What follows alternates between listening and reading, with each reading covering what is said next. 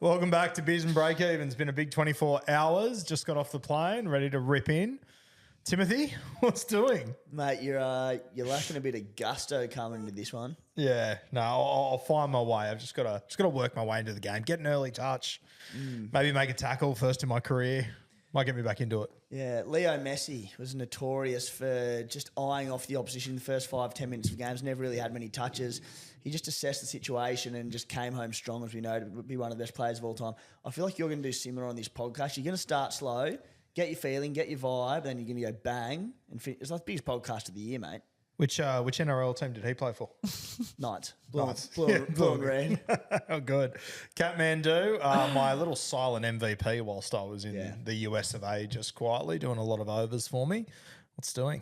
Yeah, I had a bit of FOMO there. I was being sent content saying post this at this time, that time, whatever, which obviously, you know, more than happy to do, but I did have a bit of FOMO watching those videos. But it looked like you had a great time and hopefully the start of many more trips to Vegas. Yeah, for those at home, it was unbelievable. It was sensational. I will definitely be going back next year. It was a huge success over there.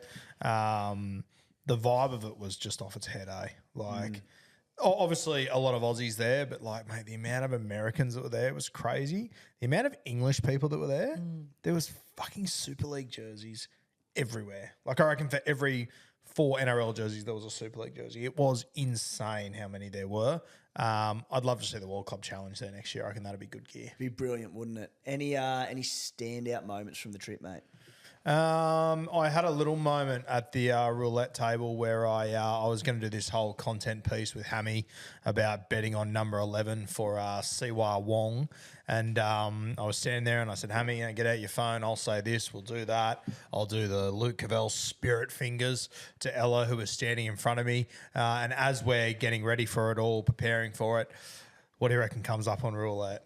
You're kidding. Siwa Wong's number 11. So thankfully I hate money and it's overrated, so it didn't impact me that much. But that was pretty depressing, I'm not going to lie. So the Wong curse cost you all that money in the casinos in Vegas and then copped an injury and went off early in the actual game. Yeah, it was tough. One of your OG CBAs let you down twice in one weekend, mate. Yeah, we'll talk about him soon, but my God, you could see the pedigree in that first 30 minutes He though. looked good. He looked He's really an absolute weapon. And even just watching them at their captain's run the other day, like I was lucky enough to watch, I think, 3 of their captain's runs over the weekend. And mate, just some of the size of some of these humans, unbelievable. And he's one that he stands out. Terrell May. He's an absolute MF. He is huge. Could not believe the size of him. Tommy Turbo just up close in full flight. I'm sure, you know, it would have come across the other night on TV, but just watching him at the captain's run, mate, he's supremely confident at the moment. You can tell nothing's holding him back right now. I'm very excited to get at the Tommy Turbo chat. Before we do get stuck into it, mate, I sort of knew this and have known for a long time, pretty much since the day I met you, but no, I sort of reiterate it to our listeners, and it's that I carry you with your team, your trades, everything. Mate, you leave me for 1 week and you screw your team up and forget to trade out Xavier Willison, who didn't even play on the weekend, mate. You're gone for a week and you lose your pot. Yeah, that was a bed shit on my behalf. I was having a little bit too much fun in Vegas. And you know what? I thought about it all week in the lead up to it. I thought, if I have to be aware of that, I have to be aware of it. I even had a group chat that someone said Willison out and I liked it and thought I'll do it in a second. Then Vegas just swallowed me up and spat me out. And I got to half time and then looked at my phone and went, fuck. Fortunately, mate, you're back in the centre of excellence and, you know, Daddy's here. I'll fix your team, mate. It's all good. I tell you what, when I realised, I was like, fuck, that's a bed shit. Like I didn't have the reserve on him or anything. Thank God I didn't, because I probably won't have a hooker this week. So if I would have had 2 positions out, that would have really sucked. But, mate, as the game went on and I was watching the Brisbane bench, I was like, fuck, I reckon he'll be in there within a few weeks. Surely. Roo, less than ideal. However, nobody can find a decent 4th front row forward at the moment. Yeah. If you'd missed out, like if team list came out last night or yesterday afternoon, I should say, and there was a standout one and you're gone, I've missed out on that because I forgot to trade Willison out, you'd be filthy. Everyone's in the same boat. And whoever their front row forward cheap is, there's going to be huge job concerns with. Wouldn't surprise me if he was playing off the bench for him this week. And mate, that's where I remember talking to a lot of people in Vegas the day after I put on Instagram that I did it, and a lot of people came up to me and said, "Fuck, I took Willison out and bring Spencer Leniu in." Yeah. And then now they're sitting there going, "I'd probably rather Willison." Yeah. I'm going, "Oh fuck, I'd rather Willison for sure." It might work out all right for you. Yeah, I don't think it won't be as bad as I deserve. Yeah, correct. Well, Yes. well put. So yeah, we'll take that. Obviously, Spencer Leniu, the judiciary is going to come down later this week. I assume we haven't got any word now on the I'm exact. not exactly sure when, but Yeah, they obviously don't have a game for 10 more days. So yeah, shout out to Ezra Mam too. Obviously, that was all fucked. Jeez, it was big over there in Vegas. A lot of chat. yeah, Imagine it was all huge happening. here. All happening, mate. Yeah. So stamp that out of our game, that sort of Yeah. crap. Mate, where do you want to start? What do you want to do? Do we just get into the deep and the dirty, the team list, straight into the business end of it? Yeah, actually, just before that, just because I haven't even spoken to you about those Vegas games and what you took It's from good. it. We spend way too much time with each other during the week, and we're talking SuperCoach and everything. We have not really been in touch in the last week, so I'll be basically picking your team as we go here. All right, Manly 36 over the Bunnies 24. Mate, Olakau'atu absolutely brained it in that game. A guy that I started with in round one last year, I think he scored a try in the first 2 weeks and scored 50, and I eventually went, fuck this, I'm not doing it.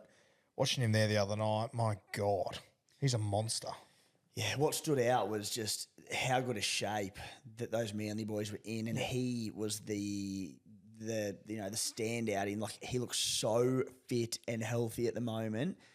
You know, at such a big price tag with all these mid-range 2RFs that we're preaching and picking, you know, I can't see myself owning him anytime soon, but there's every chance that Olakau'atu, I really do think this, I'm not saying it'll happen, but could go to those elite levels of 2RF this season.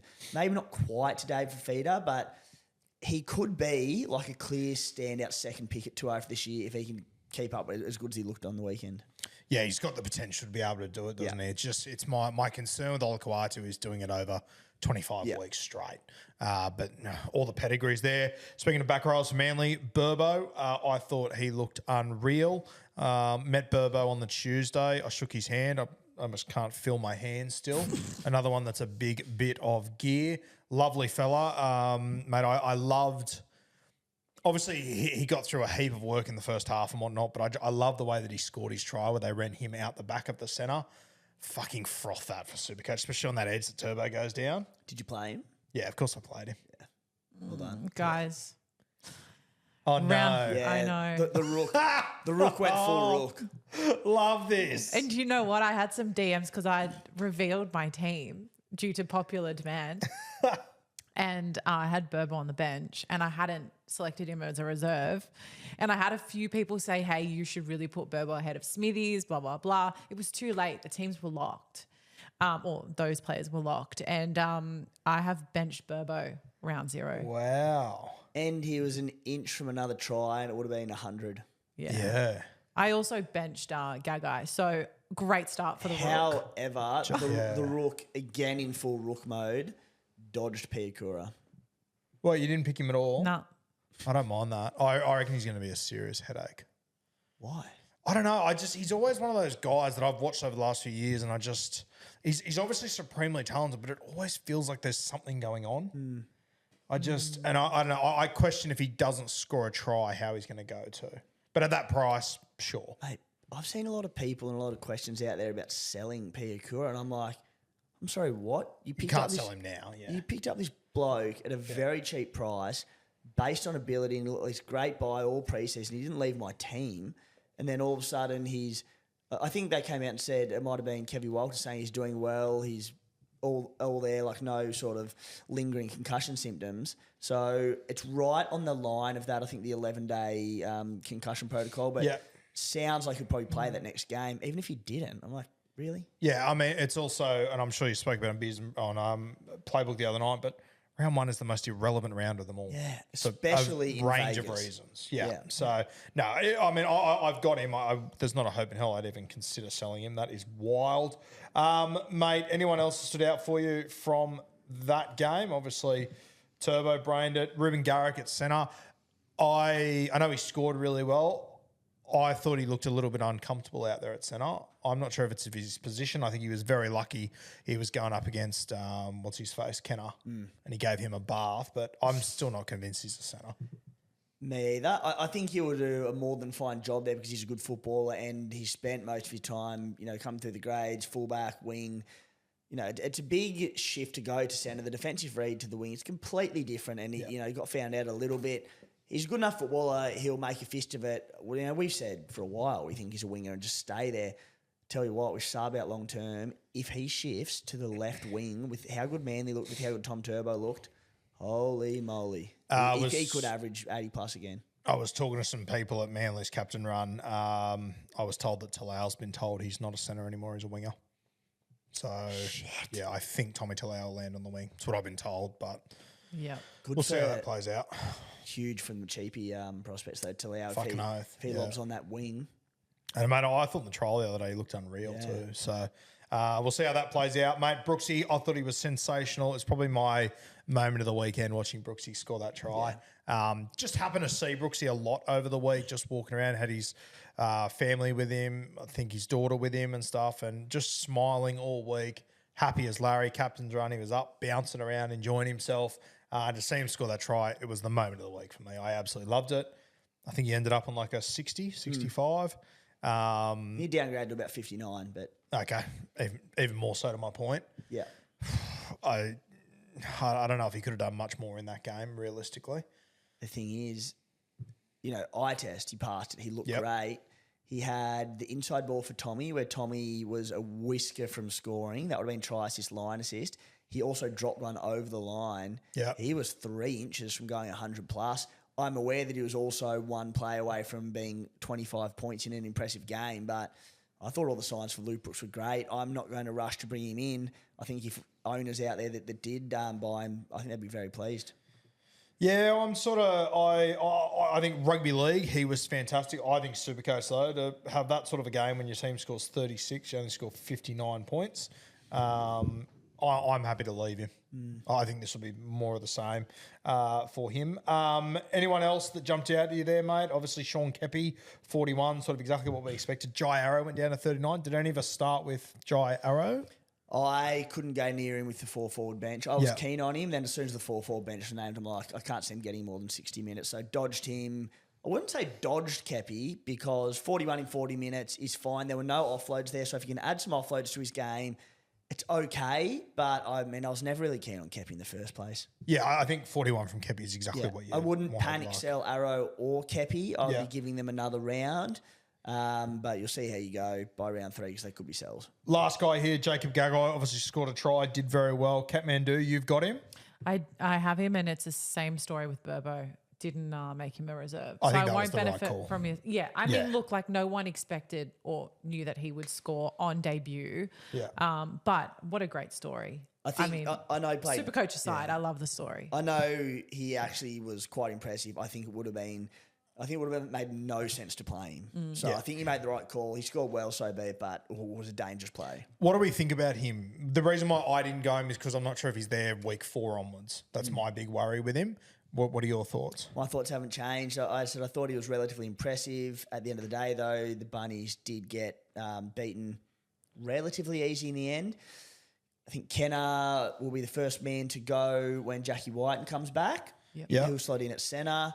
And then I think it probably just becomes a case of when does Ty Munro return? How does Gagai go next week? Can he get enough games in to make enough cash in the meantime? Because there's also Isaac Thompson. There's also Tane Milne. I'm just more than happy to watch him play second week. If he can score well again, I'll consider him for that third game. But my opinion hasn't changed too much. Yeah. Because that's the other thing you need to keep in mind is that Isaac Thompson wasn't able to go to America. Exactly. So you don't know if Gagai's actually ahead of him in the pecking order or not. Based on what I've seen, I would have Isaac Thompson ahead of him, personally. That's what I. So, as I said, let's see. If he comes out brains the next game, we'll go from there. Yeah, I think similar story. I always saw him as someone, he was a bit of a filler, and if I'm honest. And I kind of like, once again, having a player that you're going to enjoy watching. So I chucked him on there. I didn't expect that result from him, but he's one that I probably see myself getting rid of early on. Yeah. I think the last thing that I took from that game, mate, I was so excited to see the left edge back row for South Sydney not be a fucking decoy for the first time ever and see Keon able to play a bit of footy out there. That is super exciting. If I'm defending against them now, I'm going, for fuck's sake, it's all changes now. Turns out Keon has a terrific right to left passing game. Not bad, eh? Just when you think that edge, like I was with you when Keon got moved to the left, I'm like, I see what they're doing, sort of they're getting Arrow with Lockie Ilias, but Keon, who's just going to be used as a decoy, like, do you really need to make the best edge in the NRL slightly better? And now I look at it and go, they don't need to go down the right at all. At all. They have so many different attacking shapes they can run down the left. Just play down the left and say, if you can stop us, good luck to you. Roosters 20, Brisbane 10. Joey Manu, the star of the show here, might have been pretty vocal. My opinions about Joey that I thought the back end of last season he'd really slowed down. He really slowed down at that specific game when he did his hammy as my captain. That's a good point, yes. Mate, I don't know what it looked like on TV, but Joey looked fucking dynamic out there. He was incredible. Obviously got the intercept that got thrown to him, so be it, whatever. But I thought outside of that, mate, he was so damaging. 18 runs, 5 tackle breaks, 3 offloads, a stat category that doesn't go up on NRL.com or SuperCoach stats. Roaming. Very, very good. Boy, he looked good. Mate, Victor Radley. 80 minutes, got through a stack of work there, 78 points. Obviously scored a meaty, but, mate, every time I looked up, he was just involved in everything, Rads. Let's talk, and putting you on the spot here, mate, because I know you've been punting, you've been drinking beers, you've been working, you've been doing it all over there. You've come off a long flight. Roosters minutes pack because there are so many uncertainties. Tupanua, 43 minutes, and there hasn't been a lot come out of it, but must have gone off injured, you'd think, after 43 minutes, not necessarily. Your boy, Cyril Wong, 52 minutes. He went off injured with about 11 or 12 to go, so he looked to play around about that early 60 mark. Terrell May played 54 minutes, came on and played the rest of the game. Robbo said after the game that he couldn't take him off because he was going too well and he looked too good out there. That being said, there were injuries that influenced it. Cheese, 54 minutes. Lenu, 42 minutes. Jabari Harry's back next week. Can you run us through your thoughts on how you see all this playing out? And is there any news on Wong and his injury? I haven't heard a thing on Wong yet. No, not a thing. I know that NRL Physio's struggling to get word on that as well. I spoke to him last night. Silly Tupanua, I've got no idea about either. And, mate, minutes, because of those injuries, it made it all difficult. Yeah. I will say this, and I said it a few weeks ago about Terrell May, and I'm standing by it. I don't give a fuck how many minutes he plays. Doesn't need him. He doesn't matter. We need to flip our mindset with May, I think. He just needs to be on. If he's on the field, mate, it wouldn't surprise me if he plays, in round 2 or whatever, and he plays 40 minutes, and we all go, oh, but then you look at his score and he still scores 60. He's a maniac. I was so happy with all my picks and my voids from those 2 games in Vegas. Give or take Piakura, which nothing you can do about that. Only one I missed out on that really annoyed me was Terrell May because I had him in my team, and then I think I said in last week's podcast, I avoided everyone in the pack because I had no idea on minutes or any of that. And granted, it was injury related, but Wong, fine with that, even if he plays 60, Tupanua, Cheese, etc. But Terrell May was the one I went, damn, he just, as you said, even if he plays 40 to 45, I don't think it'll matter. He'll just go harder. Oh, mate, and I mean, you assume we won't see Spencer Leniu for a few weeks. JWH comes back in, sure.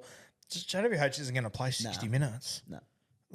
Victor Radley's not going to play 80 minutes. I don't think he'll play 80 minutes every week. No way. So, mate, I reckon Terrell May, he could come on in the 30th and stay on for the rest of the game every week. That wouldn't shock me at all. So, I'm very confident with him. I'll tell you what, mate, the one that he wouldn't have got much attention, I assume, but watching him out there live, this winger, Junior Palga, fuck, he gets through some work. If I was Parramatta, I'd be getting on the dog and bone immediately trying to get him over. He's incredible. Yeah, and he's Dom Young to come back, Billy Smith to come back. He's like the third, fourth choice. He might not in make the line. Reggie's team. And he should be in every other first grade team in the competition. Yeah, he looked good, didn't he? He looked great. I was very impressed with him. Teddy, pass mark from me. I thought Teddy looked really good. I don't know how it came across on TV, but I thought Teddy looked really good. Yep, scored a 70. I think he had a hand in one try. Certainly had, obviously the line break try for Radley, try Yeah. assist for Radley. Looked good at the value of all the fullbacks. Looks great. Ball playing didn't really look any different to me, and I still think going to need to see a lot more than that to get back in the super coach class of Walsh, Turbo, Latrell, etc., who were all like Reece Walsh was pretty underwhelming. Yeah. I genuinely believe, and had a good chat about this on the Playbook potty last night, but I think the smaller dimensions of the field, the thinner field, he was one that it really, like, you just saw him running out of room when he was trying to skin blokes. It just tightened up on him that 5 metres less. He still scored 81. Mate, I was obviously out there watching live, and I was watching from the aerial. Whenever they were running that shape, they always get him on. I was watching him very closely, mate. You could see before he even got the ball, he was looking around going, "Fuck, there's just not enough room here." But when he did get the ball, he was absolutely electric. And then I reckon he would have cut teams apart on a bigger field. And then on top of that, it happens to be one of the best defensive teams in the competition in the Roosters. Like, it was hard yakka for him. Scored 81. Yeah.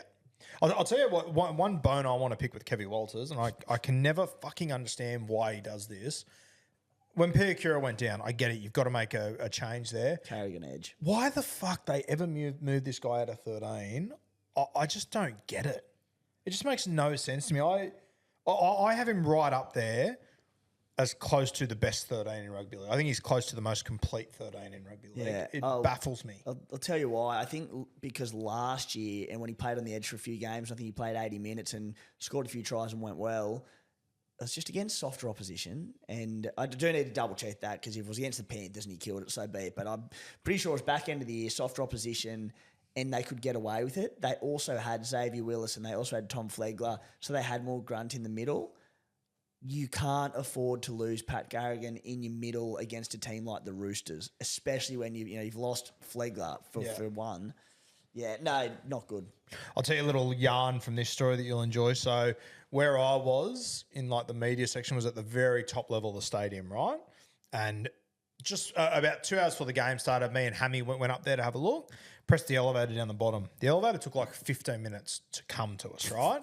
And the lady goes to us, "Oh, it takes a lot of time. You just have to be patient with them." We're like, "Yeah, okay, sweet."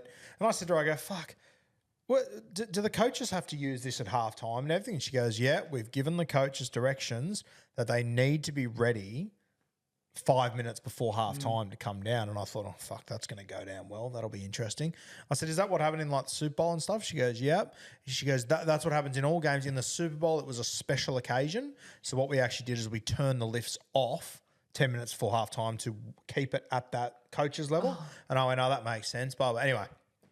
I didn't turn them off for you. No, it was weird, bizarre. They heard about it, don't worry. Then just before halftime, Sammy Walker kicks the field goal. So he kicks the field goal and I go, "Good as gold, I'm going to go to the bathroom." So I walk out the back. Little did I know it got pulled back, and then I think they ended up kicking a penalty goal, did they?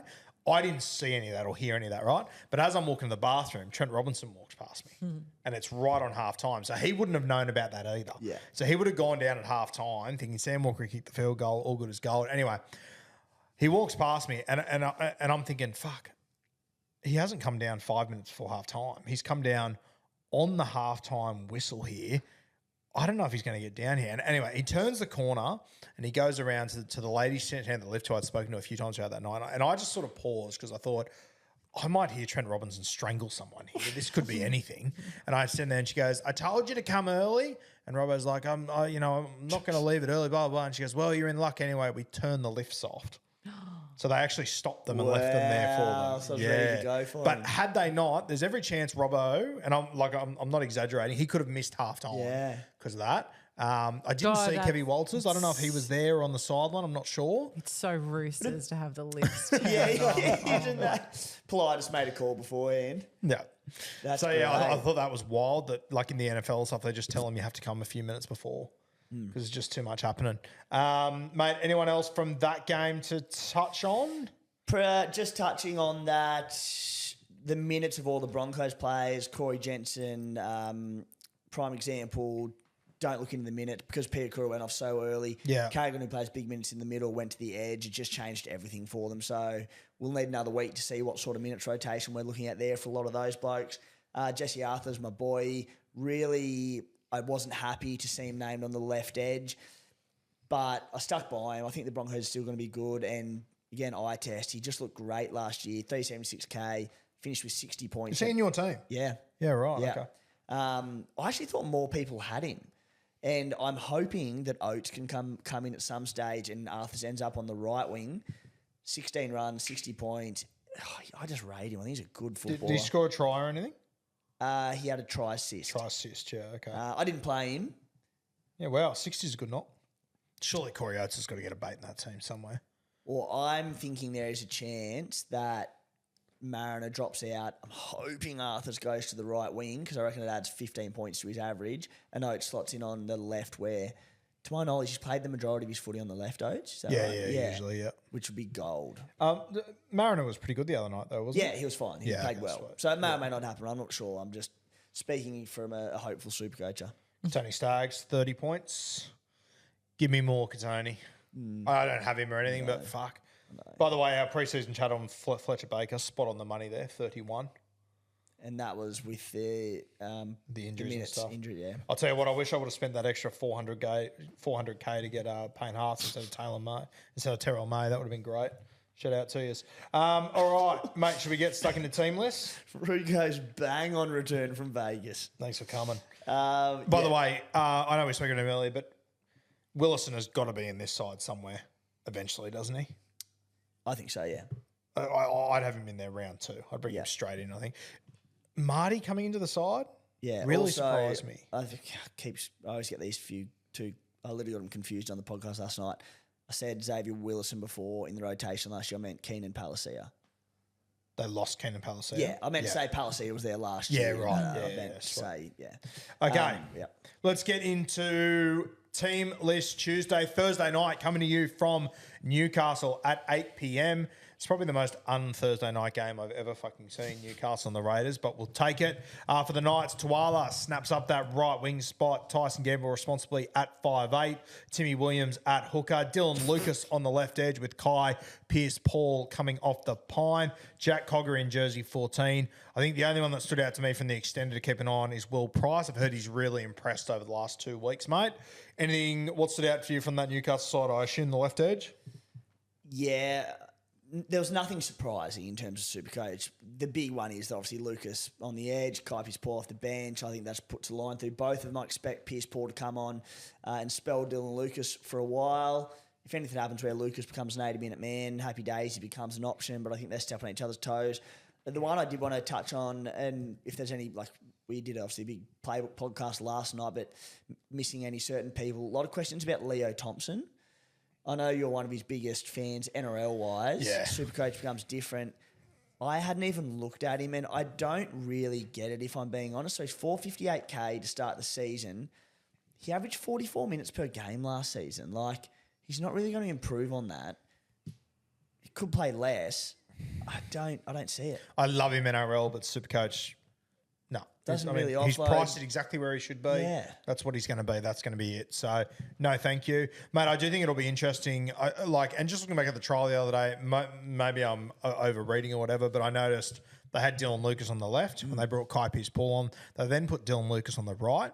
I wonder if there's any sniff of Tyson Frizzell going into the middle. I did think about that. And it's just a watch and wait and see, but I reckon it's a chance to happen. Thought very similar that could happen, in which case, it's not something I'm willing to gamble on with, just because he's a little bit awkwardly priced, Lucas at 502. If we knew he was playing 80, I'd probably start him, but yeah, it's a big watch. If we had confirmation he's playing 80, I'd have him for sure. Yeah. The Durs, Rapana at fullback, Kochik on the wing, Hopawate at centre, Savage on the wing, Ethan Strange at 5'8". Hosking, another Timmy Williams special out there on the edge. Whitehead out with this game. I assume just an injury, mate? Yep. Smithies at 13. Hello. Danny Levi at 9. Starling at 14. The three-man forward bench, Gula, Mariota and Sorlo. What stands out for you here, mate? Danny Levi. Yeah. Hard pass. I'm going to get you a little bit interested because I was, and I'll tell you Don't I why. leave it at the door, brother? No, thank you. I'll tell you why. Because 12 hours ago, I had the exact same reaction. And I was just like, not keen on him at all. People said, mate, he's 238k. We need a cheapy hooker. I'm like, yeah, I know, but I'm just not keen. He'll share the role with Tommy Starling. Mate, you're talking about this going enough at hooker. You're going to have your gun there and Appy, and you're still on this enough idea? I've got a different idea now, but yes, it is very similar. Okay, so, but like anyone wanting to run enough, surely you pick up Danny Levi as a, anywhere from 40 to 60 minute starting hooker at near bottom dollar. It has to be a better play than enough. We'll get to my hooker very soon. He's going to play this weekend, then jump out of the side, get your points this week, and then he'll be enough for the rest of the season. Young Luke Summerton from the Penrith Panthers, but we'll get to it soon. I'm not playing Ricky Stewart rule out with hookers of all things. You got a squad of 30 and you got 29 hookers down there. It's fucking unbelievable. I'm not even saying that I'm picking Danny Levi, but we'll get to the Eels soon and the two hookers there. It's such a grim position, hence why you're picking enough. Yeah. So I'm just like, he's bottom dollar. He's just starting number 9. Danny Levi, by far and away, could be the best of the shittest bunch of all time. There'll be numerous occasions on this show where I say best of a bad bunch in cheapies because the cheapie crop's pretty ordinary, and Danny Levi typifies that as a Supercoach number 9. He could be the best of a bad bunch. I refuse to waste 3 trades on 3 hookers I fucking hate this year. I'm just not doing it. You're never going to play them. You're never going to use them. They're never going to score points for you. They're never going to make enough money to be worthwhile. I think you're all going to spend 10 weeks out thinking the room at hooker and come up with absolute fucking duck eggs. The quote of never going to score points for you. I said this last week. What happens if Appy gets concussion round 2 and then you've got Summerton playing round 3? Oh, wait, he won't be in the team. Yeah, sure. If that happens, I'll make the trade then. But I don't know. I checked my Instagram last night. I got 1,000 messages about which shit hooker should I run with. If they're shit, don't pick them. If you're not confident in them, don't run with them. You do you, mate. I will. You bet your dick I will. That's not the trophy. God damn it. Fucking horse looking at me. All right. We got sidetracked there big time. Morgan Smithies in your 17 this week. Let me have a look. He's definitely in mine. I think he's going to go 50 or 60 this week. It'll be between him and probably Tane Torpiki. Tane Torpicky's in your side. Wow. Jesus, all of a sudden my Willison pick's not too bad. Extended bench for the Raiders. KO Weeks is there. Chevy Stewart didn't even get an invite to the party. Ricky, speaking of throwing a bone, just pick him on the extended bench. How fucking rough. Give him something. Give him something. Jersey 23. Yeah. All right, anything else from that? Oh, obviously Ethan Strange, mate. No real shock there. Great to see. Yeah. I've always said I think he's a 5'8", not a centre. Very keen to see him run around there. Especially, we haven't actually seen him with Fogarty yet, have we? No. No. So, unreal. Looking forward to it for sure. He's an absolute must-have, isn't he, Strange, all things considered? He's like the number 1 cheapie, I think, just about. Yeah, completely agree. All right, Friday night footy, 6 p.m. coming in from New Zealand. We've got the Wars taking on the Sharkies. For the Wars at fullback, Timmy Williams' new favourite, Torpiki, the magician from the Burleigh Bears 2 years ago. Barry on the right, RTS on the left, Metcalf at 5'8", SJ back in the 7, Barnett in the front row, Egan and Lussick 9 and 14. Anyone that was going to go for a little pod of Egan, cop that. I actually didn't mind the pod Egan play, but that's a dagger. Yeah, can't be doing that. With one of the great extended benches of all time. Talk to me about Torpiki. Best of a bad bunch. Our CT dub cheapies are very, very ordinary. He's dual fullback CTW? He's dual fullback CT dub. He starts the season at 277k, not bottom dollar, but still pretty cheap. The reality is that we don't have great CT dub cheapies, and I'm looking at a Warriors starting fullback who should be getting the first 3 to 4 rounds with Charles Nickel-Cookstad out injured. When Chance comes back in, Torpiki drops out of this team. He sits there as bench fodder. I'm hoping he can get 4 games in and get a few price rises where he becomes potentially a sell. But at the worst case, he'll be one injury away from coming back in as a starting fullback for a very good football team. I love him, that he's obviously playing fullback and becomes a somewhat playable option in your CT dub for softer matchups. Best of a bad bunch. I'm like, where else are we sort of generating money? I don't know who else people are, unless you're going quite strong in your CT dub, which I'm not. Yep. I've got a few half-decent players there, but I'm just filling spots. Yeah, I hadn't opened my team since Teamless. I didn't have him in there, but I'm going to have to grab a CCW somewhere. Mate, I know we already moved off the Raiders, but is Nick Kotrick, we can't even really look at him, can we? So look, Seb Chris is back next week. I expect Albert Hopewade to shift back to the wing and Kotrick to drop out of the team. Someone else could be at fullback at any point. Obviously, Chevy Stewart being one of those players. Rapana goes back to the wing. Yeah. Maybe Kotrick holds that spot and plays well enough, but I need to see it. Yeah, so Topiki might be a good little shout there. Oh, it didn't take you long, mate. Oh, sorry, mate. I've been at 30,000 feet for the last 15 hours. Yeah, but you told us that you were pretty much just on NRL.com the whole time. Yeah. It's true. Rook, some of your finest. Pre-show, Guru. Had Wi-Fi up there. The only website I could get access to is NRL.com, so I couldn't be any more prepared.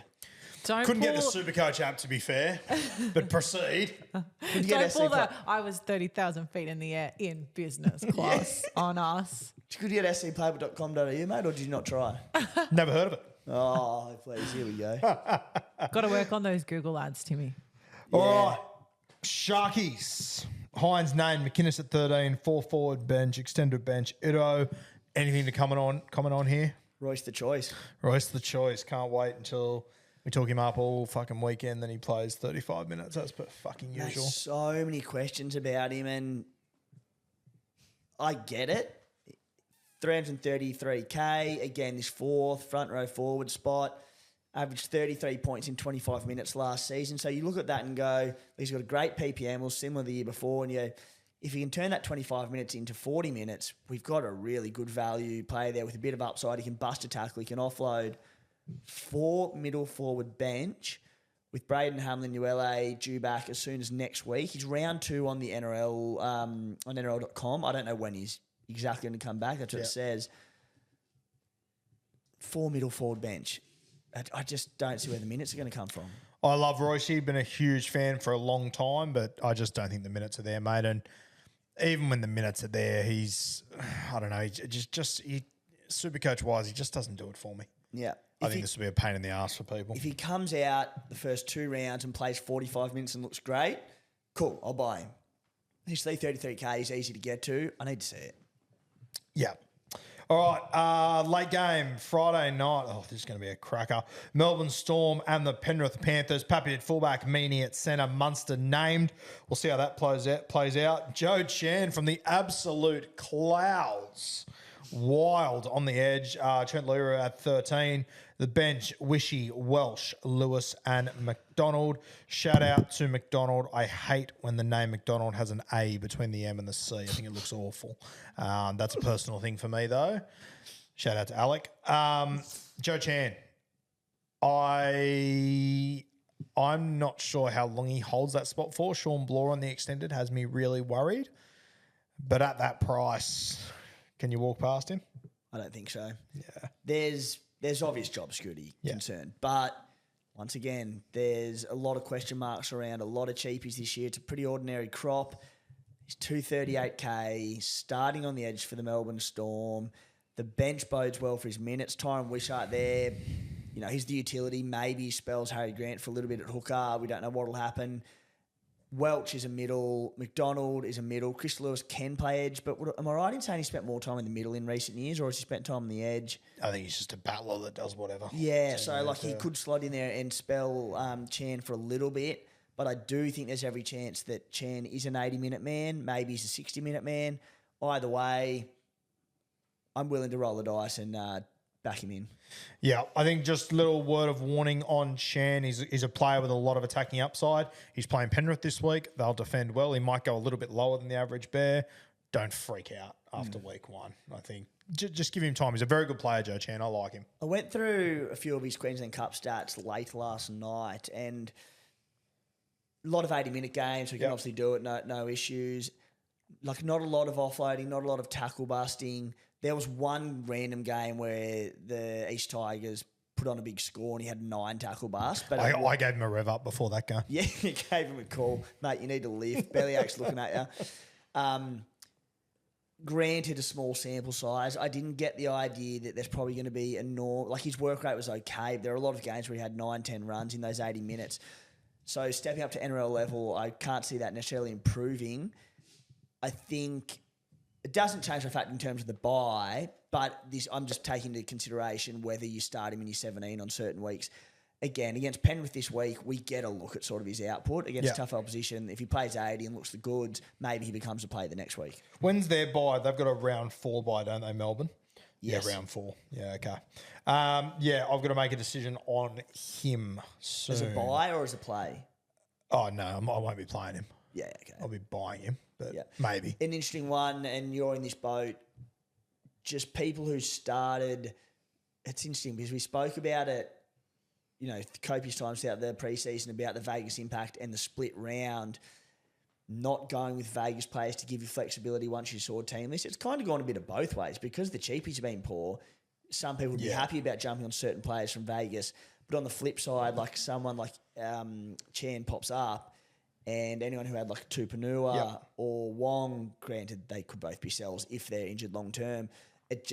They don't have as much flexibility in that 2OF position. So it makes I didn't have any of them. So I've got my 2OF free at the moment. Well, mine's an absolute classic. For both of them. I went early on Terrell May.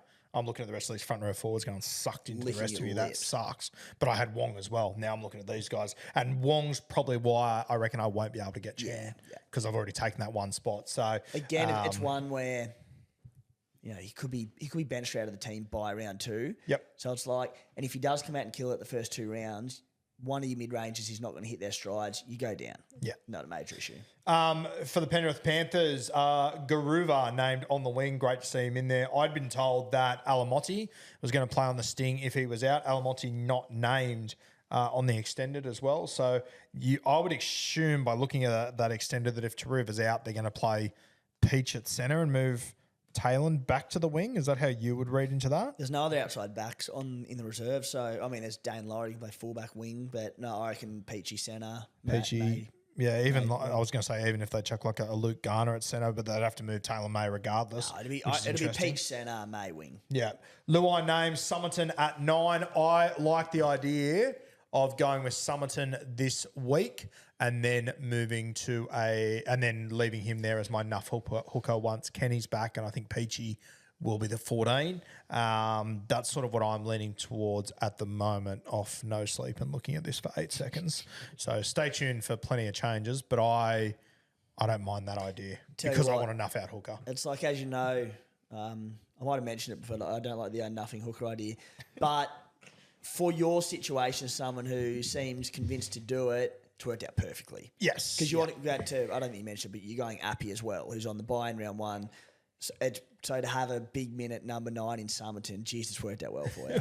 When you so Kat uploaded the content the other day of me talking about the nuff hooker thing, and I woke up the next morning hungover as balls and saw that post and I think it had like 25 comments, and I went to click on the comment button. I went, no, I can't do this right now. Still haven't looked at them. Don't plan to look at them. Don't get in this. I'll be going in blind there. Garner on the edge, Sorensen out of this one. The bench, Peach, Smith, Liam Henry, Eisenhuth. I really like Liam Henry. I think he's going to be a real star of the future. But I think based on World Club Challenge, the minutes just aren't there like I'd hoped. Yeah, I mean, you know more about him than I do. I'm sort of just going off the team list there, and Scotty Sorensen's to come back in when he's good to go. He'll come in on the edge. Garner was on the bench in the grand final last year. He probably goes to the bench. Just hard to see him getting the minutes, if at all, in the 17. With 2 first names, you can understand why Ivan doesn't trust him. Saturday, 5:30 from Combank, Parramatta and the Bulldogs. Simonson and Russell on the wings, Morgan Harper in the centres. I fucking love to see this. I think people have jumped on Harper's back a little bit too heavy over the last 12 months or so. I think he's a handy footballer. 2 hookers, huh? Shocked me, Bradley. I actually love it. I think it's hilarious. Good on him. Tell you what I do like about it. A lot of very similar teams shaping up there in SuperCoach. Mm-hmm. It's thrown a cat amongst the pigeons. It has. And there's a lot of diversity at number 9, and I rate that. One hell of a cat in those pigeons. Yeah. Bad day to be a pigeon. I love it. I think that it's going to be very interesting what people do at hooker. I think that people are going to try and do too much at hooker and fuck it up, which is great. Yeah. I am still to determine my starting number 9. Appy's currently in there at the moment. I think I'll be running one of Joey Lussick or Danny Levi as my reserve 9. Yeah. Just got to work out if I go Appy or if I pay a bit extra and try and find my way to Harry Grant. But because of the lack of cheapies that we've got, you know, the way that I structure my Supercoach team, Roo, and I want to make money. I want to increase team value. And if that means paying an extra 50 to 80 grand for someone who I think will make me 150 grand, I'm happy to do it, in which case I'm not going to be able to get to someone like Harry Grant. I'm not going to be able to get to someone like Dylan Brown. I think the lack of cheapies is going to cost me Dylan Brown because I need to save that money that I want to spend across my squad. I'll say it right now. It's happened most other years, but this year could be as much as ever. I'll probably start slow because I'm not stacking my 17 by picking terrible cheapies. I'm okay with that. By round 5-6, I can hopefully be into that top 3,000, 2,000, but early on, it could be a slow start, but I'll be building team value and I'm more than happy with that. Yeah, and you say it every year. It's a very good point. You start slow, you finish slow. It's good gear. Lane and Cartwright on the edges, on the bench, Maddo, Joe O, and Torlangi. Let's talk about him. I am very nervous about him taking minutes off Sean Lane. What are your thoughts? Yeah, I think he probably does. I think just because he played left edge in the trial. It's all about trials, especially when you go to a new club. It's all about building combinations. And Cardi was on the right and Tuolangi started on the left edge in the second game. So I just think he probably plays anywhere from 20 to 25 minutes on the left edge and Lane plays 55 to 60. Hate that. Is it enough for you to antipod him? No, I think I will. Because, mate, the other thing you got to remember is it was this time last year that Brad Arthur picked a 4-forward bench and used one of them throughout the entire fucking game. Like, for all you know, he might not get on the field. Kelmer, he can also play middle. He's a beast. Yeah. So, yeah. There's every chance Brad Arthur doesn't use him, though. Yeah, who knows? Honestly, who fucking knows? Yeah. You got Ryan Madison there who could play 80 minutes off the bench if he wanted to. Joe O plays big minutes. Imagine if Brad Arthur, they came out and everyone avoided the Eels hookers and Lussick played 80 and Hands didn't get on. I'd love that. How funny would that be? Even better if he pulls Lussick after 5 and then Hands plays 75. That'd be great. I know. Me and Luke Summoner to be pissing ourselves laughing at all of this. It'd be great. All my Warriors hooker that played SG Ball last week. Yeah. Okay, for the Canterbury Bulldogs, Blake Taff at 1, Wild, Kiraz at centre, Drew Hutchison in the 7, Farmasili in the front row, Jamin Salmon at 13, the bench, Mann, Hughes, Curran and Morin. Mate, magic round last year, I was in a little skit with another betting agency where we were in a jersey that had 4 heads in it. That feels like the 13 jersey for the Canterbury Bulldogs. I'm not quite sure how this is all going to work. I'm really disappointed Curran's not in the 13.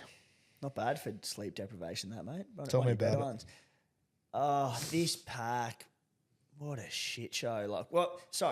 What's a shit show trying to sort out the Supercoach prospects of all of them? You can make a case for, honestly, just about everyone from 8 to 17, maybe give or take Curtis Moran. But Curran not starting, we sat here a week ago and you said that if Curran was on the bench, you'd still be happy to pick him. God, was that only a week ago? Oh, fucking hell. How do you feel about that now, mate? Feels like a decade Might ago. Might have been 2 weeks. Oh, Vegas, Christ. I don't know. I need to have a good look at it. For middle forward bench, you like Maxi King just based on ability and what we've seen in the past. I think he's the one locked into big minutes. Yeah. Farmasili is dirt cheap. He's a starting prop. I don't think he will play great minutes, but he might be the best of a very bad bunch in that 4 front row forward spot. Jamin Salmon, 313k, dual tour FCT dub. I know people are keen on him. I don't think Salmon's going to have the output to score well enough. I think job security with Curran and Kurt Mann there, who could also start at 13. I don't like him. I know a lot of people are keen. Not Yeah. for me. So I was just having a very quick look. Sorry, did I just interrupt you? No, mate, you're right. I was just having a very quick look at some of the New South Wales Cup teams this weekend. Canterbury's is Joash Papali'i, Skelton, Hayes Perham, Bronson Zeri, Ellie Clark, Beyonce Odo, and Toby Sexton is their backline. And Connor Tracy's on the extended bench for... There was no Tracy there? No. If Tracy doesn't play NRL, he'll be slotting in there somewhere as well. Liam Knight, Jake Turpin, Chris Patolo as their front row. Jeez. The Roosters have Jared Rea-Hargraves playing for them this week. Their side is unbelievable as well. It's going to be a wild weekend in New South Wales Cup. They've got the forward pack for the Roosters in reserve grade. Rea-Hargraves, Napa, Egan Butcher, Celestia Fiketti, who carved up the trial the other day, and Connor Watson at 13. How come Maria Hargraves play? He's suspended. I have no idea, but he's been named there. Right. No idea how that works, but it works Not our apparently. issue. So Uncle Nick will take care of it, don't worry. Mate, yeah, they're extended. You got Zeri, Sexton, Turpin, Tracy, and this young Katoga, who Kat has previously reported to us is a nice guy. Yeah? Yeah. I'm never going to live this one down. There you go. Go to her the other day, we're reading through the team list, and she said, "Full of she says, I know him." I go, "Kat, what do you thought?" She goes, "Nice guy." Well, I know that Rooks are building big on team culture and building around nice guys. So have you thought about picking him just for team culture? Big locker room guy. Big locker room guy. Me in the locker room. Sorry about that for the headphone listeners. For those who now don't have eardrums. Yeah. I don't know. I think it's just that I had spoken to him about his current journey and where he's at, and he seems to feel like he's got more of a grasp on this team and hopefully a bit more opportunity this year. So I don't think he's a buy at this stage, but definitely keep your eye on him. We'll be talking about him every week. Don't worry, it's one of my favourite subjects. I'll build out a nice guy list. Anyone else to touch on there, mate, from Canterbury? Just Sam Hughes, who I'm more than happy to pick him. I don't know what his minutes are going to be. We had the now Canterbury Bankstown Bulldogs chairman, Adam Drewsy, on the podcast last night. He doesn't know how many minutes he's going to get. All that talk of potentially playing him in as a starting front row and going really cheap there, you can't do it with those minutes because he could play 15 minutes. Yeah. I will still be picking him. That it. Yeah. Outside of that, not a heap touching with that team. Shout out to Sam Hughes, the first player dropped from my draft team this year. Already gone. Yeah, had to make tough decisions. I don't carry front row forwards. Brought in young Jack Cogger. A little bit of a long-term play in a comp, very short on halves, Timmy. Don't hate it. Don't hate it. Yeah, we'll see how we go. Okay, let's move to 7:35, C-Bus Super Stadium. Super Bowl stuff here. Titans v Dragons. Keeney at 1 for the Titans. Kelly and Brimo in the centres. Mo Fott and Tino in the front row. Randall at 9. Did not see that coming. Huge fan of Randall. Sam Verrills coming off the pine. Cleese Haas on the edge. This is one I didn't see coming. Sort of come from the clouds, hasn't it? Not really. No? No. Didn't the other guy start there in the trial? Jacob Alick. Yeah. He did. I think Haas may have started in the first trial. Fuck, I would have gone with Alick every day of the week, personally. Yeah. Bo Fermor on the other side. And Keenan at lock. What are your thoughts on him, mate? I think he's a bit of a mirage, personally. Very interested. And I will tell you why. Firstly, because I want Terrell May in my team. So I'm basically picking a front rower who I know will be traded out within 2 weeks. Okay. Which is fine. So, ideally you need someone that can potentially become a player, pick them, score some decent points in the meantime, hopefully build some value.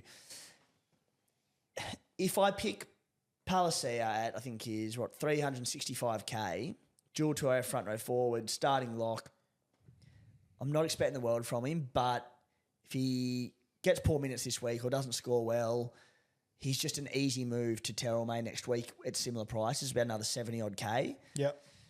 But on the flip side, as a starting lock, if he does go and get 55, the Titans also have the bye in round 2, which isn't ideal at all. But if he can get 55 to 60 minutes as a starting lock, I don't suspect he will, because Mo Fotuaika, Tino Fasua-Malawi, they're starting props. They'll play big minutes, especially Tino.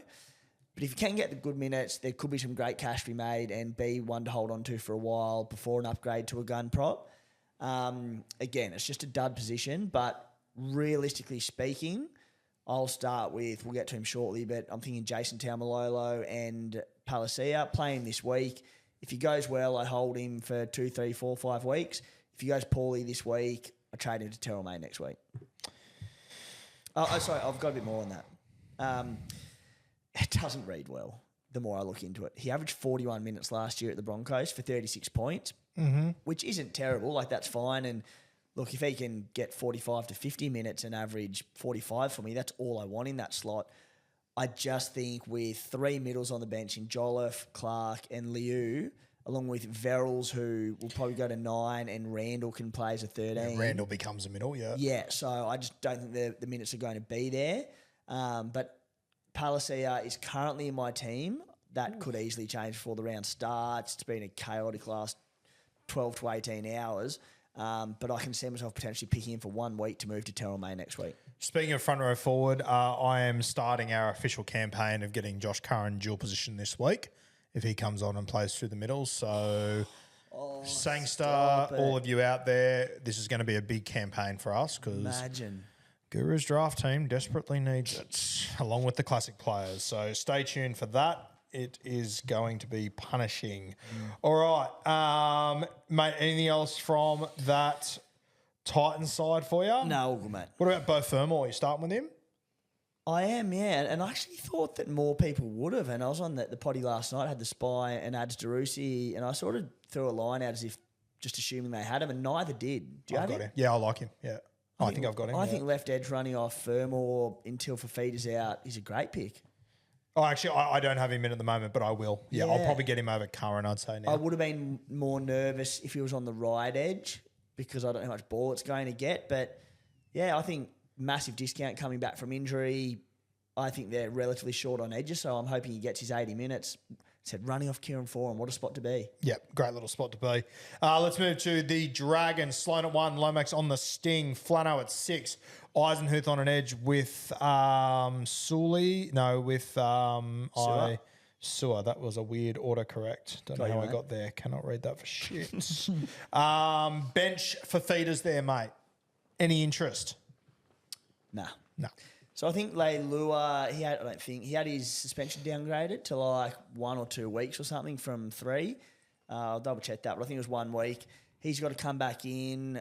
He probably starts on the edge. Tommy Eisenhuth will go to the bench. I don't know if Fafita holds a spot or not. 4 forward bench. I just don't think the minutes are there, are they? Yeah, 3 forward bench with a 9, but even still. No, I'm not interested in any Dragons. No. If Lomax gets into the fullback jersey, I'll have a look at him. But until then, no bueno. Sunday, last game of the week, 4:05 p.m. from Suncorp. Is this the game we're going to? I said the exact same thing to him. I shouldn't be as rattled as you are. I said the same thing to Matty the water boy last night. Yeah. We're the following week. We're next week, are we? Okay. Yeah. How happy are you about that? Probably for the best. Dolphins, Jack Bostock on the wing. Great to see. Is he in your squad? Has to be, doesn't he? He's made his way in. I wrote on my Dolphins preview on the Playbook website about 6 weeks ago. I went through his stats. They were all pretty ordinary from last year. And I just said, not someone I'm keen on, but if we've got no CT dub cheapies by round 1 and he's starting, we might have to. We've arrived there. My eye test from the trials, I think he's made a big improvement. I reckon he'll do okay. He looks bigger, grown. Man. Yeah, he had a child's body last year. He did, yeah. He's really looks like he's put on some weight.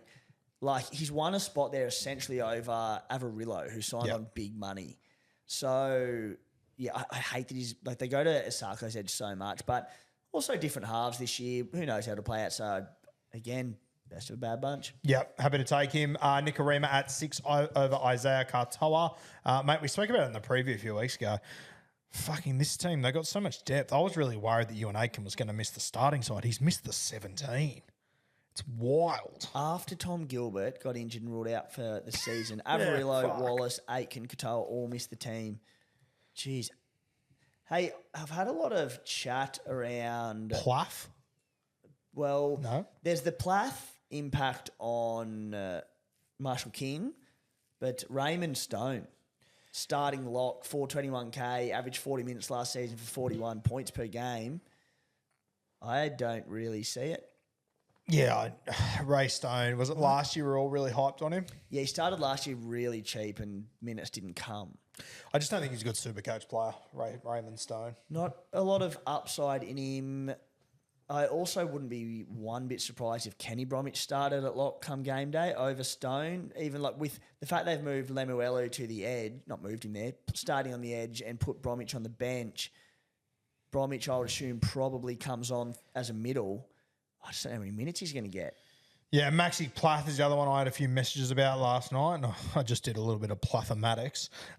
We've got him last year, played 30 minutes twice. Played 45 odd minutes twice last year, base 30 odd. Numbers aren't great reading there. I don't know how many minutes he'll get. I don't know how long he'll come on for. I'll be completely honest with you. I don't even know what position he is in Supercoach. He's only available as 5'8". Oh, that's rank. But surely the question's more JMK impact, isn't it? I would assume so. Yeah. Do we see? Look into it. Yeah. But I think the question is, does he impact Marshall King's minutes?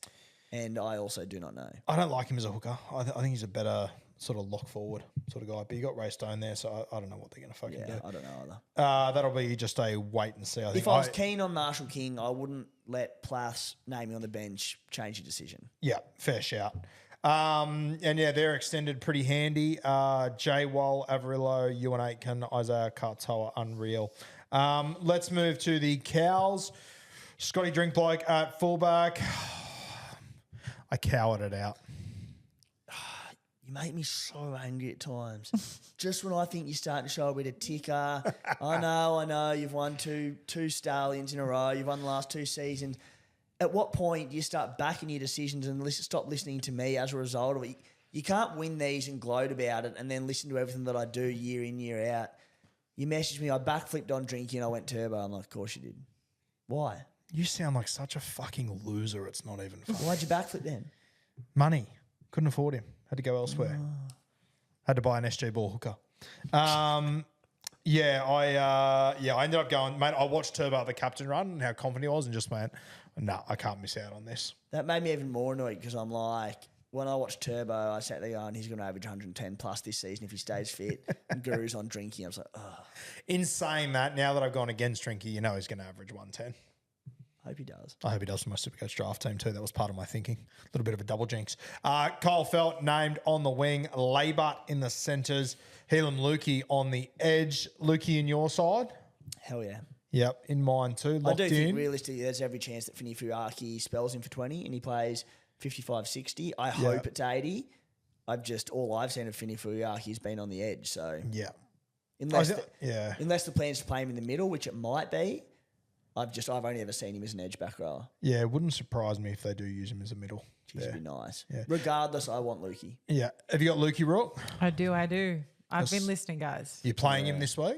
He is on my side. Yeah, yes. I like that. Very nice. Good.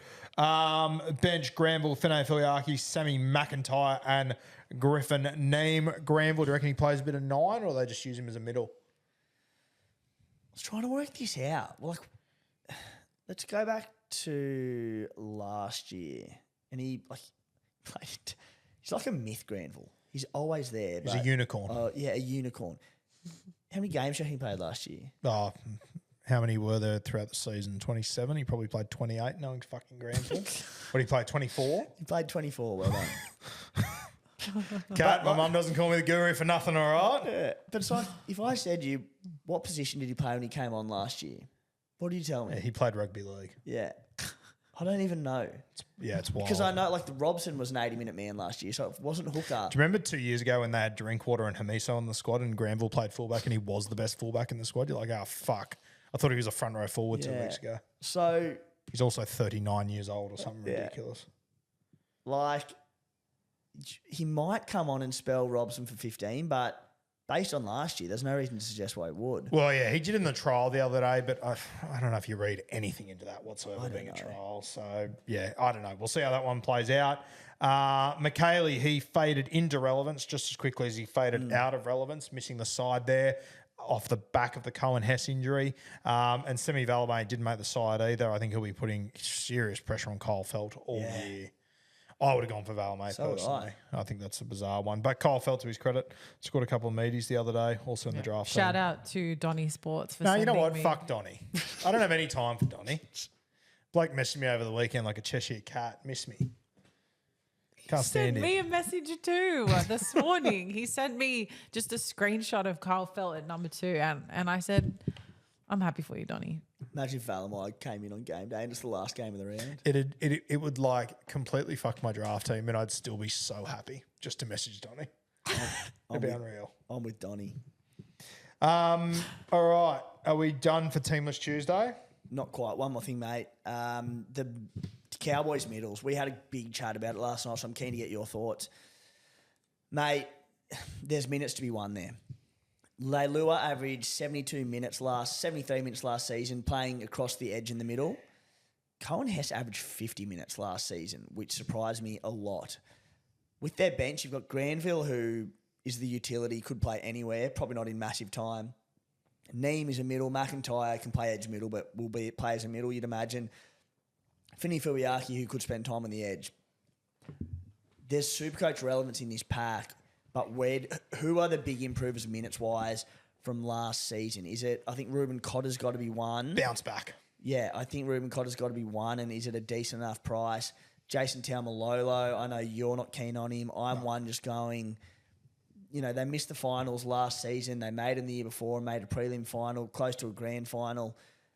He played big minutes that year. Again, eye test from trial in small sample size wasn't great, but I'm just like, he's so cheap. He can bust tackles, he can offload, he can do all that. Where do you see the minutes from Hess and Leilua going with this team named? Mate, I see Ruben Cotter. I don't know how many minutes he played last year, but I think he gets a little bit of an uptick. 54 per game. Yeah, I reckon he goes up to 65 odd. Yep. Ruben Cotter. Which makes him a huge buy. Yeah, which makes him a good little option. Dual position as well. We'd love to see that. How much is Ruben Cotter? What's he at? Cotter, he's about 5'30". He's like mid-5s, isn't he? Yeah. Mate, maybe Taumalolo grabs a few more minutes. I personally don't think anyone's, probably outside of Cotter, gaining maybe 5 to 10 on his average.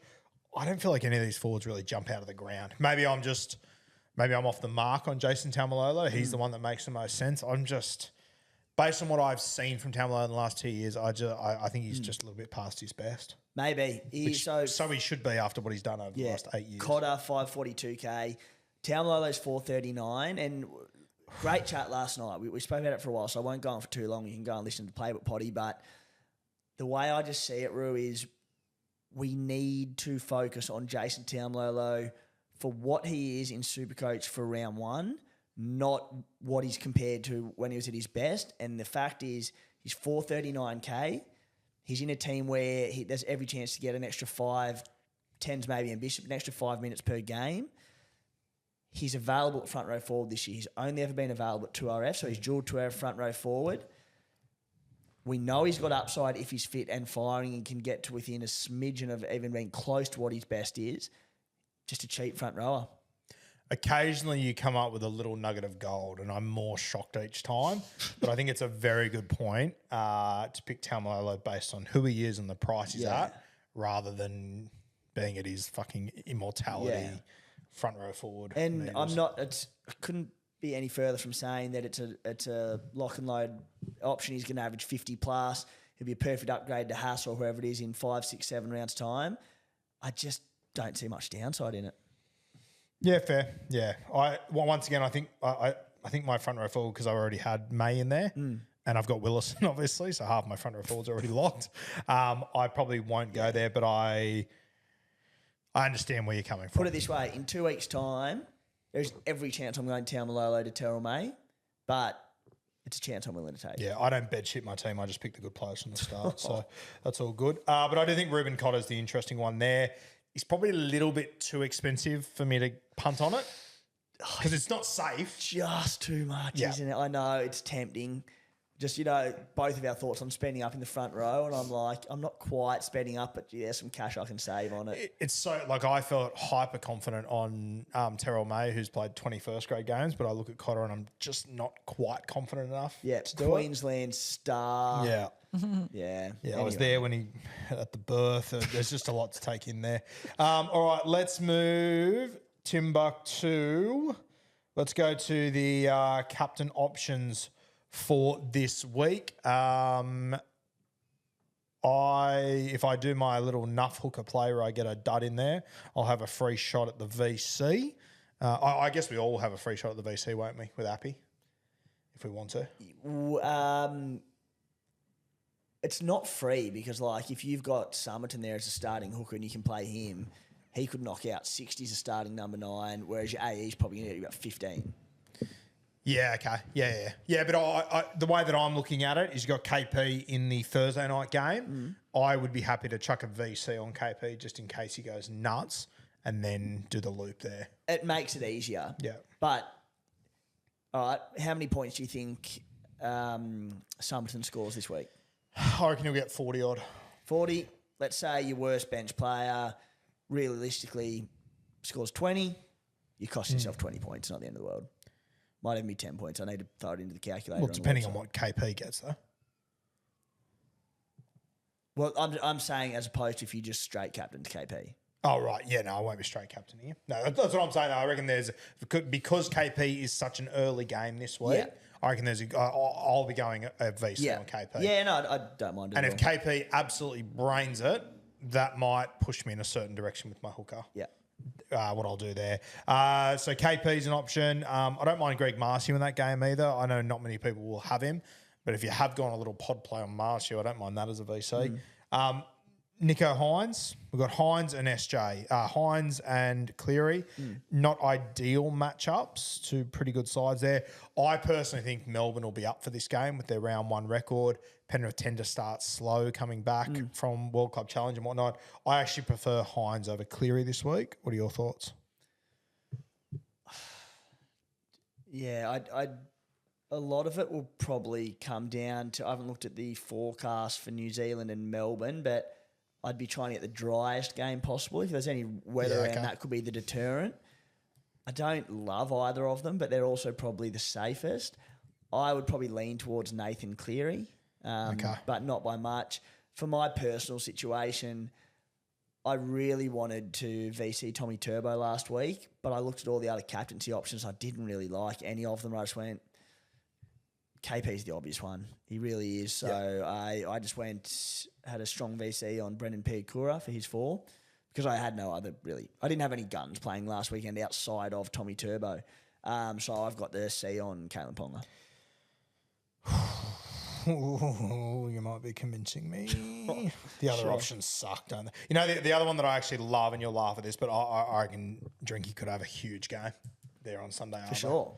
I reckon he's a great option if you've got the balls to go. But the other thing is, mate, with your situation and wanting to go Appy and potentially enough hooker, it can allow you to do that. It can help you make up your mind with Appy and what you do with the number 9 because it's the first game of this weekend's action. So that plays into it as well. I think the other options there are Dill Brown and Mitch Moses against Canterbury there. Don't mind that matchup, but I just don't think you're allowing yourself to get to those 150s if it happens to play out that way. I also think Canterbury will. I'm not expecting them to play great footy this year, but I think the early rounds, I think they'll at least be tough and sharp. They'll have a crack. They'll be fit, ready to go. They'll be all heart. So I don't think they've got many points in them. Yeah. But it does mean their defence won't be all right. Yeah. And the last one, as we said, Scott Drinkwater. I think he needs to be seriously considered in that game. And if you're going a pot of Drinky, it obviously means that you can't VC Ponga, which would hurt. But I like it. I think it's a solid play as well. Yeah. All right. Are we done and dusted? We are, mate. We're about to throw to, I've been doing the heavy lifting while you've been away, of course, but a chat. We've got some prize presentations for last year's champion of NRL SuperCoach Beers and Breakevens, Glenn Dunn, one of the great man, North Sydney Bears member. I've got an interview with him very shortly, chatting about his journey last season. He's also an absolute gun. He finished, I think, 5th last year. The year before or something, he was about 300th or so. And then he had like another 30th place finish 3 or 4 years back. Very good. So have a bit of a chat about him, SuperCoach-wise things. Have a chat with Tony from Blue Wealth back on board this season. Mate, all of that will be thrown to very, very shortly. Glenn's done well. Get a caddy's last name's Dunn. I said Glenn's done well. You know what? It did fly right over my head. I thought it did. Yeah. Appreciate that. And the Style this year, big bit of gear. I love this. I don't want to give it away. tremendous? I'm going to win it anyway, but if someone else happens to win it, I don't want to give it away.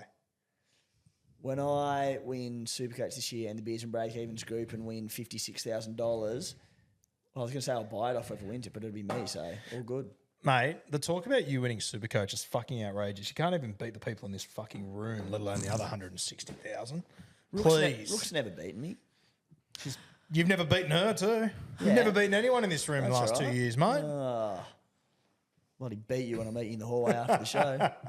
How good. All right, yeah, Blue Wealth Property guys, link is in the description, and we're going to throw to that interview now. It's going in now, mate. How Fire good. away. Glenn Dunn, Tony, some of the greats. Make sure you go follow Kat Haddad on Instagram. What about the debut last night asking for questions? Yeah, it was good. There's some really funny questions that have come through. So Some good ones. if you're watching this, then definitely check out the Late Show as well. That will be fast paced. It'll be a little Response. different to this. But yeah, episode 2. And I think people loved episode 1, so I'm excited. How good. Beautiful. We'll see you tonight on the Late Show. Here's Glenn Dunn. He's done good. Hello and welcome to Beers and Breakevens for round 1 of the NRL SuperCoach season. I'm your host, Tim Williams, today. My co-host, look, the minute he got in today, he was better looking. He was more switched on between the ears. Just all in all, a better bloke. And the reason being is that the Rugby League guru has not arrived yet. He's on his way back from Vegas. I think he's at Sydney Airport as we speak. Thank God we've got Tony from Blue Wealth Property. Tony, welcome back to the show, mate. G'day, mate. That's quite the rap. Yeah, I'll consider the guru a pretty good-looking bloke. So if I'm better looking than him, I'm doing all right. Well, It's not mate, bad. it's not a tough act to follow, filling in the shoes of the Rugby League guru, who's already had some Barry Crockers over in Vegas with his Supercoach team. He still owns Xavier Wilson. We'll get to that shortly. Mate, how have you been? I'm well, mate. I'm well. What about the guru following him in Vegas? He went from high energy, started at a 10, ended up at a 1. Was just gold to watch. Dropped a notch with every day of the week, the Roo did. I'm well, mate. Yeah, really good, really good. Excited for the footy. I know all the superlatives have been used for the Vegas experiment, but mate, how good! I can't wait till the doggies are over there because when the dogs go, I'll be going. Straight over. Yep, straight over. Mate, let's get straight into your beloved Bulldogs. And in terms of in listening time, the guru will be here in about anywhere from about 5 to 10 minutes time on the podcast. We also have last year's Beers and Breakevens champion Glenn Dunn on the podcast, North Sydney Bears diehard. We'll have a little presentation on that shortly. We're also going to have a quick little chat to him about his season. But before we get to Glenn and we get to, God forbid, the guru, I don't know what version of him is going to turn up, but it'll be exciting, mate. It'll be tired. Yeah, it'll be tired. The Canterbury Bankstown Bulldogs, you could be their biggest fan, and I've met some diehard doggy supporters. But let's talk Supercoach because they are one of the most relevant Supercoach teams to start the season. There's genuinely about 10 different players in that team who could be terrific round 1 buys. I do not feel confident on any of them. Straight off the bat, which doggies players are you starting with, mate? I had King Kiraz from day one, and then when he got named at centre, I pulled him out. So I'm a bit nervous about that. I mean, I'm sure a lot of people did that with Garrick as well, and then were spewing about it. So that's a bit of a worry. I know a lot of people are excited about Hutchison starting at 7, but I just don't think he's a Supercoach relevant player. And if his job is to steer the team around, he's probably not going to get many attacking stats. I hope he proves me wrong. I'm a Sexton fan, so for me, I feel like Sexton offers a bit. I am too, mate. I reckon he offers a bit more. For me, honestly, all respect to Hutcho, I feel like he's a lot like Flano. Yeah, doesn't have too much pace. Like Flano did that kind of job, played that kind of role. It's not even not quite sure. It's not even a knock on Hutcho. I think Hutcho looked quite good in the trials. Yep. He's one of the most versatile players in the competition. A great defender. I hope he kills it. I just rate Toby Sexton as a footballer, and I think he's worth persisting with for at least 6 to 12 weeks. Agreed. And full preseason next to Birdo. He had a few pretty good games last year. He takes the ball to the line. He's a bit of a threat. I'm not Cameron Serraldo, so let's leave and we'll reserve our judgment until we've had a few games. But Mate, let's try and get inside the head of Cameron Serraldo, the doggies coach, the forwards. we're lacking genuine front row forward cheapies. That and hooker are just massive problem areas for our Supercoach team to start the season. Puaso Farmasili has been named to start for them. Sam Hughes, one of the most popular cheapies in the game, is off the bench. It's a 4 forward bench, a 4 middle forward bench at that, not ideal. Yep. Jamin Salmon, 313k, dual 2RF CT dub, starting at lock. Josh Curran, a really popular preseason pick, has been named off the bench. Talk to us about these blokes. You've also got Maxi King there, who the bench isn't great for, but Maxi's the only one that I'm going, he's got good minutes. He's going to play good minutes. How do you see all this unfolding? I reckon they're going to be forced to play a different style of forward game. You know, a bit more mobile, a bit more agile. You know, you've got we're smaller across the board. My son Joseph's big on Max King. That's his starting forward, starting prop. I've got Salmon in my CT dubs. I reckon he'll, you know, I think he's priced at a 30 odd average, and I think he'll exceed that. And I reckon they've played a 4 forward bench, and I think he's going to be the utility. Yeah. So they're starting him at lock, but he can play lock, he can play on the edge, he can play in the centres, he can play at 5'8". So I mentioned Hutcho being versatile, Jamin Salmon. And you know, how good did he look? Yeah. How good did he look in that trial? Yeah. He's got lovely hands. Like I haven't really ever watched him play. I haven't seen much of him because at Penrith he played, you know, not that many minutes. Mate, he went from being a half, as far as I know, like a 5'8" through all his juniors. Spent time, I think, at centre at the Panthers. Then he made the move to the forwards as an edge back rower. Now he's playing lock. Yeah. So I think I know Gus rates him, and I'm hoping they've got some sort of plan in the forwards that's going to bring something a little bit different. Because let's face it, if they do what the traditional game does, and that's, you know, big guys up the middle, we're just going to get rolled. Yeah. Yeah. So we have to have a different sort of plan. Yeah. Exciting year for you ahead. No matter what, mate. Really looking forward to what unfolds at the Doggies this season. Now, we're very grateful, Guru and I, Beers and Breakevens, for the support you've given us for a few years now, ongoing each and every year. But I think the biggest winners out of it are the Beers and Breakevens listeners, because you put up a monster cash prize for our unlimited group last year. Mate, you're doing so again in 2024. We are, mate. We are. We love our association with you boys, and, you know, we're a small business, been around. We celebrated 15 years. We turned 15 years in January. And I know what it's like when you're trying to build a business, you know. And at the end of the day, you guys are building a business here. You provide us content. I know how much joy you bring our household. So Benjamin and Joseph and I love it. And we, you know, reflect on it and swallow up the content. SC Playbook, Rugby League Guru. And I think there's some value in that. And certainly there's a community around us of family and friends who benefit from it. So, yeah, just our way of giving back, mate. We love rugby league. Anything we can do to support rugby league, it's pretty cool. Yeah, no, mate, we do really, really appreciate it. And I know the listeners do as well. $5,000 up for grabs, courtesy of Blue Wealth Property, to the winner of the Beers and Breakevens Unlimited group this season. The code for that will be up on screen. I will read that out later on, Cap. We'll get there shortly. Guru and I also chip in $500 each, so it's a $6,000 first prize. Make it officially the second biggest prize you can win if you play NRL SuperCoach. Now, mate, we sit here each week and we have a bit of a chat, Guru and I, about Blue Wealth Property, what you can offer. Mate, we're dribblers. Yep. You're the boss. You're the expert. What can you offer the listeners out there who are thinking about getting in touch? I think the most important thing that we offer, and, you know, I've got 25 staff, and I think probably when someone becomes a client, the thing that they love the most is the love and service and support that they get from the team. But for those who aren't already clients of ours, I think that the most important thing we offer is education, mate. And I think that was one of the things that attracted me to you guys.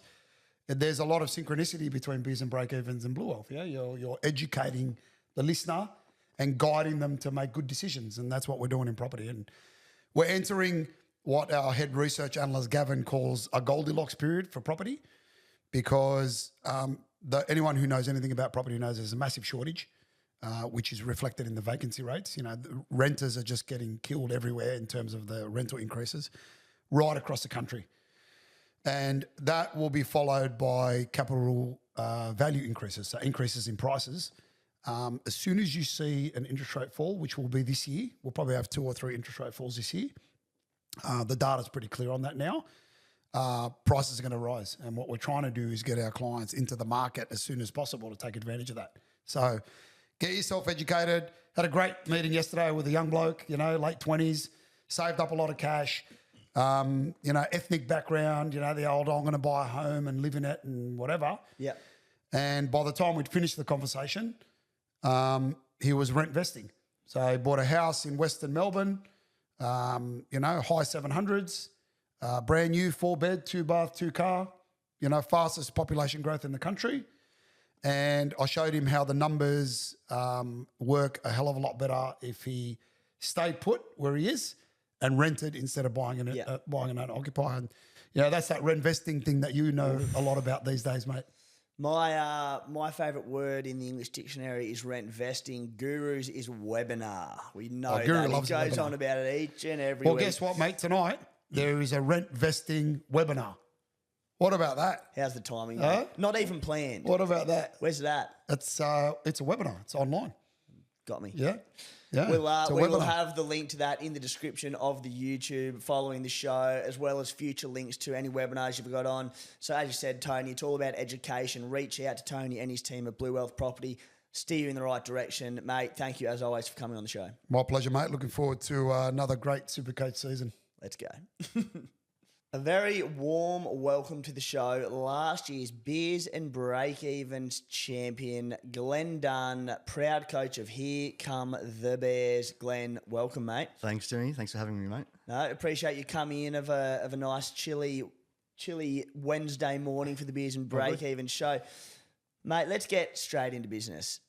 You've achieved what every Supercoacher wants to do. All right, it might not have been first place, but you finished 5th overall, first in the Beers and Breakevens group. And you're up the pointy end of the rankings for the majority of the season. Just talk us through that ride and being in with a shot at winning it in the back end of the season. Enjoyable? Oh, absolutely. I mean, I think I got into the top 10 probably with 10 weeks to go. So I thought I was a little bit of a shot, but you don't dare to dream, so to speak. But, look, getting into that last week, I thought I was a real chance. But when team list came out, that was really disappointing. Diabolical. I think I was the only one who had Reece Walsh and Katoa in the top 10, so they were my pods. And I thought that might have been enough, but they didn't get named.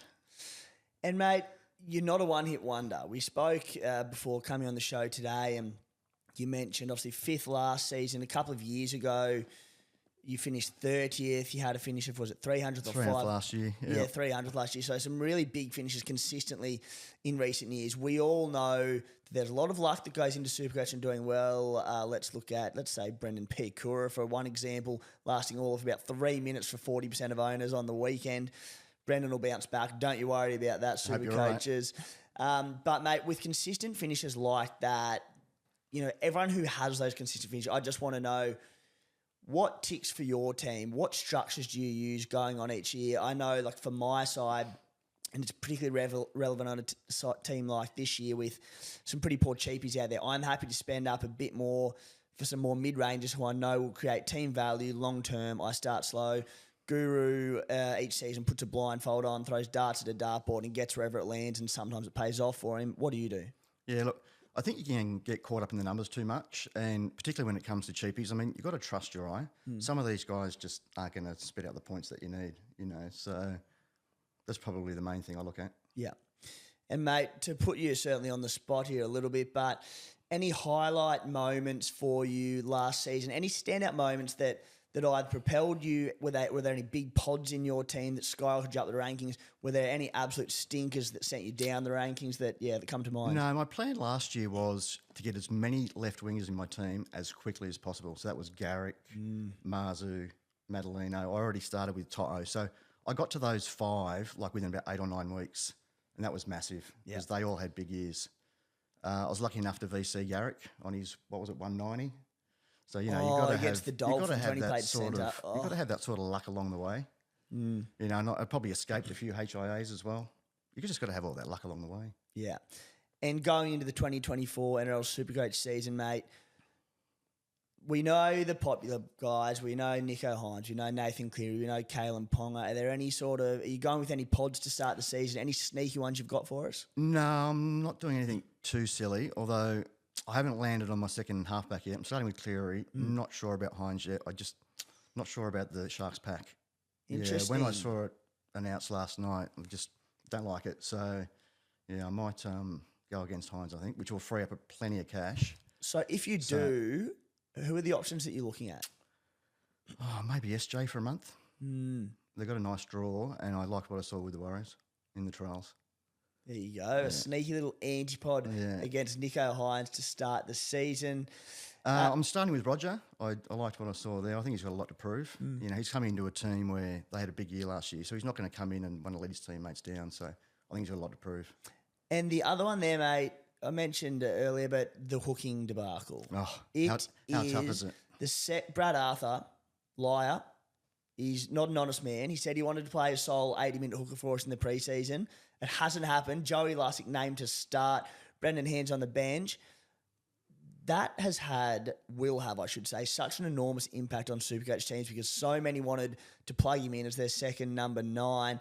We're all now void of any genuinely decent, cheapy hookers. What are you doing with your hooking position? Yeah, I've changed it about 10 times in the last 3 days. At the moment, I think I'm going to run Robson. I'm banking on a sort of like a Cowboys bounce back, if you like, this year, and Levi on the bench, but no confidence. No confidence. It's slim pickings, mate. It is slim pickings. I mean, Harry Grant's the wise option, but, you know, we'll see how that plays out. Yeah, I know. I'm trying to find the money to get Harry Grant, but it's getting tougher and tougher with these cheapies. Yeah. Hey, mate, thanks for joining us on the show today. You've got a check to collect, so we'll move you over to Tony.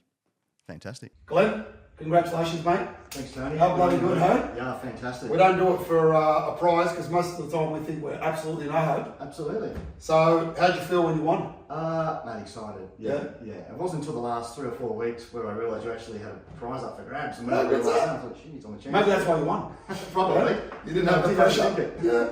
What are you going to do with the money, mate? Your 19-year-old already claimed it, your son? Actually, he's just started playing SuperCoach this year, so he might be a chance this year. Is he? Okay. Yeah. Well, he's got a good teacher. Absolutely. So, mate, here is the $5,000 fake check. So, congratulations. Tony. Well done. Thanks to Blue Off Property. Fantastic. Yeah, no worries, then. Tim made it clear that it was the equal second biggest prize because of the SuperCoach's second prize. If it was second, you get $5,000. So I wanted to make it a bit more than $5,000. So I brought $45,000 worth of Blue Off gear. So mate, I've got you a polo, and I've got you some Blue Off socks. Too good, Tony. Too good. Okay? And there you go. You can whack this on. You've got your Blue Off cap. All right. Much appreciated. How good. Thanks again to Blue All Off. right. My pleasure. And go to the North Sydney Bears, mate. Hopefully we'll see them. We'll see the Bears somewhere. We'll see, but we've been here before, haven't we? We have been here before. Well done. Thanks, mate.